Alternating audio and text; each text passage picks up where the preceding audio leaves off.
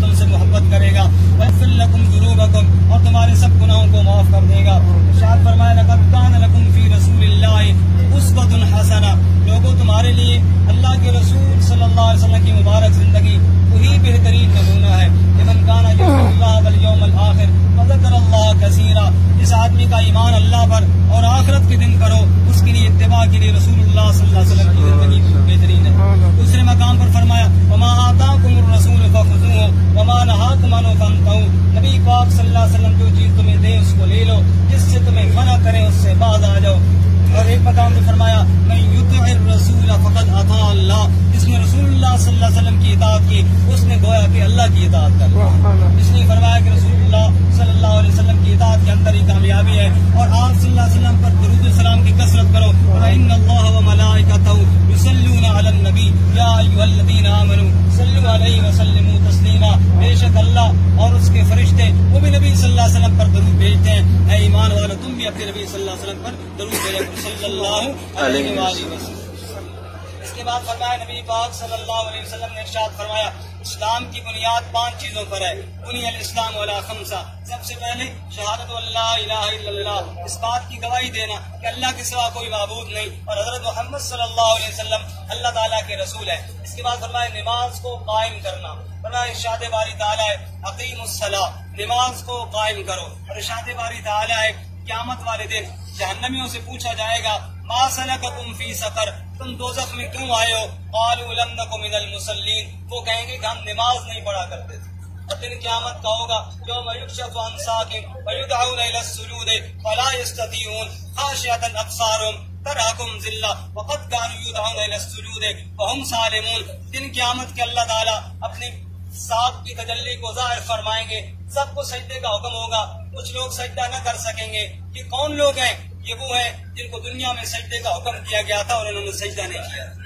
اور رسول اللہ صلی اللہ علیہ وآلہ وسلم نے اپنے عمل مبارک سے نماز کے اہتمام کو واضح فرمایا۔ حضرت علی رضی اللہ تعالیٰ عنہ اور حضرت عباس رضی اللہ تعالیٰ عنہ دونوں کا سہارا لے کر آپ اس وقت مسجد میں تشریف لائے جب بیماری کی وجہ سے آپ چلنے کے قابل بھی نہ تھے، پھر بھی آپ مسجد میں تشریف لائے اور امت کو درس دیا کہ نماز اس حال کے اندر بھی نہیں چھوڑنی چاہیے۔ اور ام المؤمنین سیدہ عائشہ صدیقہ رضی اللہ تعالیٰ عنہ ارشاد فرماتی ہیں آپ نے آخری وقت فرمایا الصلاۃ الصلاۃ الصلاۃ وما ملکت ایمانکم، نماز نماز نماز اور اپنے ماتحت اور غلاموں کے ساتھ حسن سلوک۔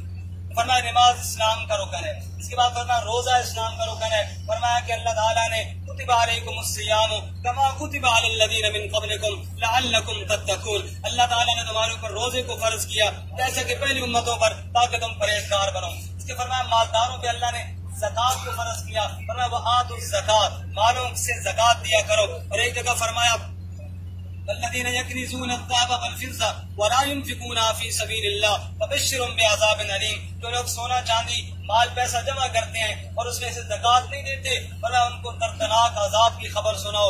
یوم یحمى عليها في نار جہنم فتكوى بها جباههم وجنوبهم وظهورهم هذا ما كنزتم لأنفسكم فذوقوا ما كنتم تكنزون، ان کے مالوں کو دن قیامت کے جہنم میں گرم کر کے ان کے چہروں اور پیٹھوں پہ داغا جائے گا اور کہا جائے گا یہ وہ تمہارا خزانہ ہے جو تم نے جمع کیا تھا۔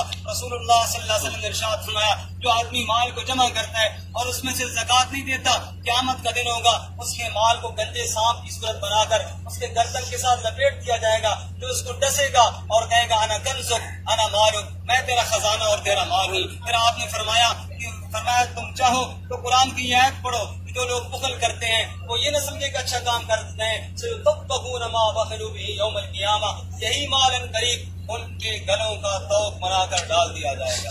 اس کے بعد فرمایا اللہ تعالیٰ نے حج کو صاحب استطاعت لوگوں پر فرض کیا، فرمایا وَلِلَّهِ عَلَى النَّاسِ حِجُّ الْبَيْتِ مَنِ اسْتَطَاعَ إِلَيْهِ سَبِيلًا، فرمایا لوگوں پر لازم ہے اپنے رب کی رضا کے لیے کہ اس کے گھر کا طواف کرے اور حج کرے۔ فرمایا کہ استطاعت رکھتا ہو راستے کی، فَإِنَّ اللَّهَ غَنِيٌّ عَنِ الْعَالَمِينَ، اور جس نے اس حج والے فریضے سے انکار کر دیا اللہ غنی ہے، اللہ کو کسی کی کوئی حاجت نہیں ہے، اللہ کسی کا کوئی محتاج نہیں ہے، انسانوں تم اللہ تعالیٰ کے محتاج ہو۔ ان اول بیت وضع للناس الذي ببکۃ مبارکا وہدی للعالمین، فرمایا کہ پہلا گھر جو لوگوں کے لیے بنایا گیا وہ مکہ مکرمہ میں ہے جو پوری کائنات کے لیے ہدایت ہے. فرمایا تمہارے قبلہ جو میں نے بنایا ہے یہ قضی للناس ہے، پوری انسانیت کا قبلہ ہے، کسی ایک قوم کا قبلہ نہیں ہے. تمہارا نبی جو ہے کسی ایک قوم کا نبی نہیں ہے. فرمایا وما ارسلناک الا کافۃ للناس، یہ بھی پوری کائنات کے نبی ہے. اور تمہارا قرآن جو ہے یہ بھی کسی ایک قوم کے لیے نہیں آیا. فرمایا شہر رمضان الذی انزل فیہ القرآن ھدی للناس، یہ بھی پوری کائنات کے لیے ہدایت بن کر آیا ہے. اور تم امت بھی کسی ایک قوم کے علاقے کے لیے نہیں ہو. کنتم خیر امۃ اخرجت للناس، تم امت بھی بہترین پوری کائنات کے لیے نکالے گا. اس کے بعد فرمایا رسول اللہ صلی اللہ علیہ وسلم نے ہمیں اچھے اخلاق سکھائے، جھوٹ بولنے سے منع فرمایا. فرمایا لعنت اللہ علی الکاذبین، جو جھوٹ بولتے ہیں ان پر اللہ تعالیٰ کی لعنت ہے. اور آپ نے بھی ارشاد فرمایا کہ مجھے دو چیزوں کی ضمانت دے، ایک زبان کی اور ایک شرمگاہ کی، میں اس کو جنت کی ضمانت دیتا ہوں. اور آپ صلی اللہ علیہ وسلم نے بھی ارشاد فرمایا روزانہ صبح کے وقت انسان کے سارے اعضاء زبان کے سامنے منت کرتے ہیں کہ تو درست رہے، تم بگڑتی ہیں ہم بگڑ جاتے ہیں، تو غلط چلتی ہے ہم غلط ہوتے ہیں، اور تو صحیح چلتی ہے ہم بھی صحیح چلتے ہیں. ہم نے دیکھا کئی بندے آپس میں لڑ رہے ہوتے ہیں، حالانکہ شروع میں زبان کی بات ایک ہوتی ہے اور پھر آخر میں جھگڑے ہو جاتے ہیں. فرمایا زبان کو کنٹرول کرو. ایک صحابی آئے رسول اللہ صلی اللہ علیہ وسلم کے پاس، یا رسول اللہ مجھے دین کے اہم کام بتائیں. آپ نے بتایا نماز روزہ حج زکوٰۃ ساری باتیں بتائیں. اور پھر جب وہ جانے لگے آپ فرمایا ایک بات سنو، میں تمہیں ایک ایسی چیز نہ بتاؤں کہ تمہارے سارے اعمال کی حفاظت کرنے والی ہو؟ جی ضرور بتائیے.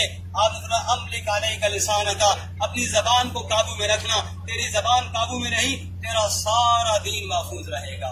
فرمایا زبان کی حفاظت کرنی. فرمایا اسلام نے ہمیں نظروں کی حفاظت کا حکم دیا. قل للمؤمنین یغضوا من ابصارہم ویحفظوا فروجہم، ایمان والے مردوں سے کہو اپنی نگاہوں کی حفاظت کریں اور اپنی شرمگاہوں کی حفاظت کریں. وقل للمؤمنات یغضضن من ابصارہن ویحفظن فروجہن، ایمان والی عورتوں سے کہو وہ بھی اپنے نگاہوں اور شرمگاہوں کی حفاظت کریں. فرمایا قرآن نے اور اسلام نے ہمیں دوسروں کا مال کھانے سے منع کیا. فرمایا لا تأکلوا اموالکم بینکم بالباطل وتدلوا بها الى الحکام لتأکلوا فریقا من اموال الناس بالإثم وانتم تعلمون، دوسروں کے مال نہ کھاؤ، ناجائز طریقے سے نہ کھاؤ. فرمایا کہ یہ دن قیامت کی تمہاری پکڑ کا باعث ہو. فرمایا کہ قرآن پاک نے ہمیں اچھے اخلاق سکھائے. فرمایا لا یسخر قوم، کوئی قوم کسی قوم کے ساتھ مذاق نہ کرے، اور ایسے مذاق جس کے ساتھ اس کی توہین ہو، کسی کی توہین نہ کرو. لا یغتب بعضکم بعضا، کوئی کسی کی غیبت نہ کرے. ایحب احدکم ان یاکل لحم اخیہ میتا فکرہتموہ، کیا تم میں سے کوئی یہ پسند کرتا ہے اپنے مرے ہوئے بھائی کا گوشت کھائے جیسے اس کو پسند نہیں کرتے ہو؟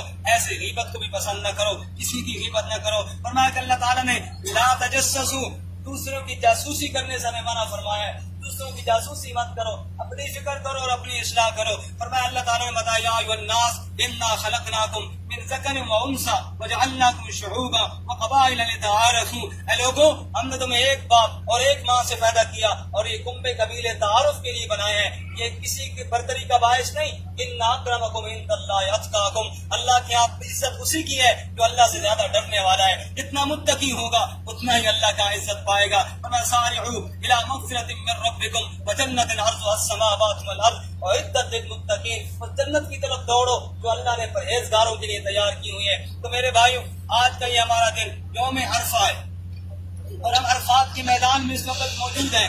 اور یہ وہ عرفات کا میدان ہے جس کے بارے میں میرے نبی صلی اللہ علیہ وسلم نے فرمایا تھا الحج عرفہ، یہ حج جو ہے یہ عرفات کا نام ہے. آج حج کا اہم ترین دن ہے. عرفات کے میدان میں ہم سارے جمع ہیں، اللہ کی توفیق سے جمع ہیں. اور یہاں عرفات کے میدان میں آج سے 1400 سال پہلے میرے پیارے نبی امام الانبیاء صلی اللہ علیہ وسلم تشریف فرما تھے، اور آپ صلی اللہ علیہ وسلم پر یہ آیت نازل ہوئی الیوم اکملت لکم دینکم واتممت علیکم نعمتی ورضیت لکم الاسلام دینا، کہ اے میرے محبوب صلی اللہ علیہ وسلم وہ جس دین کی ابتدا ہم نے آدم علیہ السلام سے کی تھی آج وہ دین ہم نے پورا کر دیا ہے. دین کی تکمیل اسی عرفات کے میدان میں ہوئی ہے، اور رسول اللہ صلی اللہ علیہ وسلم کے اوپر یہ آیت نازل ہوئی ہے ورضیت لکم الاسلام دینا، ہم نے تمہارے اسلام کو دین پسند کیا ہے. تو دین مکمل ہمارا اسی عرفات کے میدان میں ہوا ہے. اور نبی پاک صلی اللہ علیہ وسلم نے یہاں پہ کیا کیا، آپ نے اپنے اللہ تعالیٰ سے دعائیں مانگی ہیں، اور آپ نے جلاتی دھوپ کے اندر کھڑے ہو کر اللہ تعالیٰ سے دعائیں مانگی ہیں، یہاں تک کہ سورہ غروب ہو گیا. اس لیے ہم بھی عصر کی نماز کے بعد کوشش یہ کریں کہ باہر کھڑے ہو کر خیموں سے نکل کر کے اللہ تعالیٰ سے دعا مانگیں، اور یہ دعا کی قبولیت کا وقت ہے، اور اس سے زیادہ بہتر وقت شاید ہماری زندگی میں پھر ہمیں موقع ملے یا نہ ملے، کہ وہ وقت ہے جب رب العالمین رحمت کے دریا اور رحمت کے دروازے کھول کر آواز لگا رہے ہیں، قل یا عبادی الذین اسرفوا علی انفسہم لا تقنطوا من رحمت اللہ۔ میرے محبوب صلی اللہ علیہ وسلم میرے بندوں سے کہہ دیجئے، کون سے بندے؟ کہ الذین اسرفوا علی انفسہم، میرے گناہگار بندوں سے کہہ دیجئے، میرے سیاہکار بندوں سے کہہ دیجئے، جنہوں نے زندگی غفلت میں گزاری، ان سے اللہ تعالیٰ کہہ رہے ہیں لا تقنطوا من رحمت اللہ، اے میرے گناہگار بندو تم نے اللہ کی رحمت سے نا امید نہیں ہونا، ان اللہ یغفر الذنوب جميعا، تم گناہ زیادہ لے کر آئے ہو، کیا بات ہے، تمہارے اللہ کی رحمت سے تو زیادہ نہیں ہے، تمہارا رب تمہارے سب گناہوں کو معاف کرے گا، انہ هو الغفور الرحیم، وہ بخشنے والا ہے، وہ رحم کرنے والا ہے، من تاب وآمن وعمل عملا صالحا فاولئک یبدل اللہ سیئاتہم حسنات، جو آج توبہ کرے گا اور گناہ کو چھوڑنے کا پختہ عزم کرے گا، علماء نے فرمایا توبہ کس کو کہتے ہیں؟ اپنے گناہ پہ شرمندہ ہو جائے، نمبر ایک، جو غلطیاں کی ہیں ان پہ نادم ہو جائے، ان پہ فخر نہ کرے کہ میں نے فلانے کو جناب مارا، میں نے بڑا اچھا کیا، میں نے فلانے کو گالی دی، میں نے اچھا، نہ جو کسی کے ساتھ زیادتی کی ہے یا اللہ کے حکم میں غلطی کی ہے یا رسول اللہ صلی اللہ علیہ وسلم کی اطاعت میں نافرمانی ہوئی ہے، پہلی شرط توبہ کی ہے،